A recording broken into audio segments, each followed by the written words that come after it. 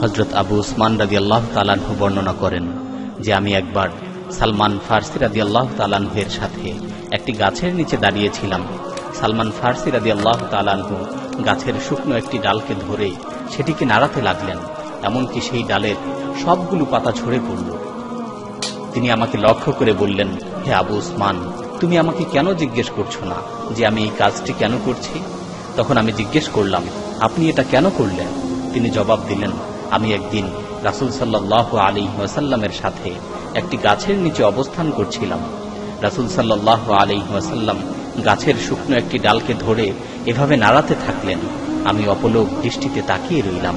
আস্তে আস্তে সেই ডালের সবগুলো পাতা ঝরে পড়ল। রাসূল সাল্লাল্লাহু আলাইহি ওয়াসাল্লাম আমাকে লক্ষ্য করে বললেন, হে সালমান, তুমি আমাকে জিজ্ঞেস করো আমি এই কাজটি কেন করছি? আমি জিজ্ঞেস করলাম, ইয়া রাসূলুল্লাহ, এমনটা কেন করলেন? তখন রাসূল সাল্লাল্লাহু আলাইহি ওয়াসাল্লাম আমাকে জবাব দিলেন, কোন মুসলিম ব্যক্তি যদি সুন্দরভাবে ওযু করে 5 ওয়াক্ত নামাজ ঠিকমতো আদায় করে, তাহলে তার শরীর থেকে তার গুনাহগুলো এমনি ভাবে ঝরে পড়ে যেমনি ভাবে এই শুকনো পাতাগুলো ঝরে পড়ল, এমনকি তার শরীরে কোনো গুনাহ অবশিষ্ট থাকে না।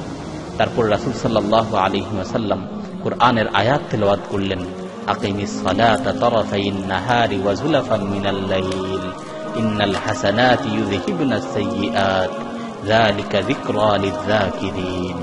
দিনের দুই প্রান্তে ও রাত্রভাগে নামাজ আদায় করো, নিশ্চয়ই ভালো কাজ গুনাহকে দূরীভূত করে দেয়, আর উপদেশ গ্রহণকারীদের জন্য এর মাঝে উপদেশ রয়েছে।